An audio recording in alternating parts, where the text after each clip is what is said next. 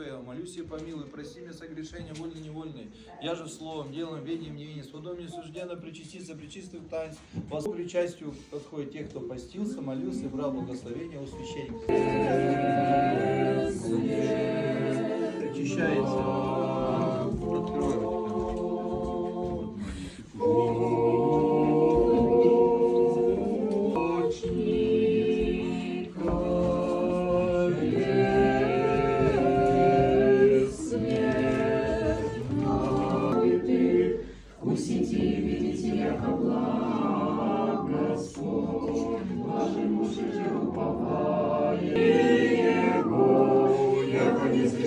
Боящимся Его, благодати, возложа праведник, Господь услышай, и от всех скорбей избави, близ Господь сокрушенных сердцем,